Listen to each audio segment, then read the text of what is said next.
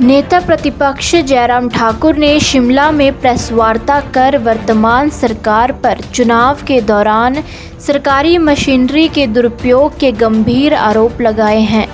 जयराम ठाकुर ने कहा कि सुक्खू सरकार के 18 महीने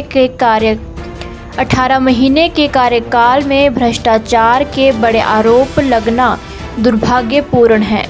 ईडी और इनकम टैक्स के छापे जिन लोगों पर पड़े उनके तार सरकार से जुड़ रहे हैं और सरकार के संरक्षण में बड़े स्तर पर भ्रष्टाचार हुआ है। ऐसे में प्रदेश में नेतृत्व परिवर्तन नहीं बल्कि सत्ता परिवर्तन की आवश्यकता है। नेता प्रतिपक्ष जयराम ठाकुर ने क्या कहा, सुनिए। इन तीनों चुनावों पर कांग्रेस पार्टी ने सत्ता का दुरुपयोग किया है। वहां से पहले मुझे लगता है कि शायद ही हिमाचल प्रदेश में इस स्तर पर लोकतंत्र में रहते हुए चुनाव को प्रभावित करने के लिए, चुनाव को जीतने के लिए जिस तरह के हथकंडे अपनाए गए हैं, मैं समझता हूं बहुत ही दुर्भाग्यपूर्ण है। सैकड़ों लोगों की दुकानों पर छापे मार दिए गए। जिनकी भी दुकान पर कहीं भारतीय जनता पार्टी का झंडा सामने दिखा, पोस्टर दिखा,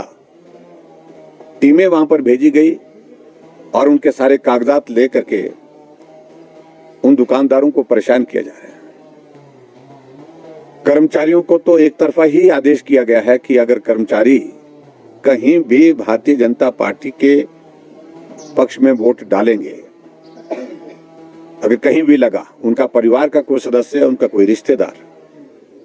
तो इस बात को मान करके चलिए चुनाव के परिणाम के पश्चात, चुनाव के बाद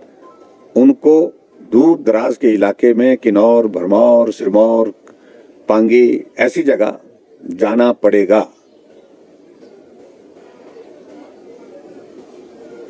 जो लोग अपना कारोबार करते हैं, व्यवसाय करते हैं, कॉन्ट्रैक्टर्स हैं, दूसरे लोग हैं, ये पहली बार हमने देखा कि कुछ जगह तो छापे मारे गए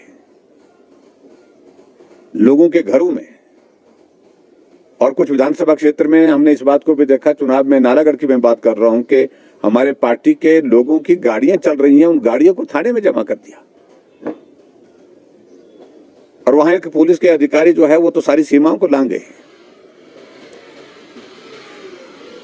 और हद तो इस बात को लेकर के है कि भारतीय जनता पार्टी के प्रत्याशी प्रचार के लिए निकल रहे हैं, हम सब लोग प्रचार के लिए निकल रहे हैं सिविल ड्रेस में, गाड़ियां भर भर करके सीआईडी के जवान जो है हमारे पीछे लगा दिए गए हैं। कहां कौन आदमी उतर रहा है, कौन चढ़ रहा है,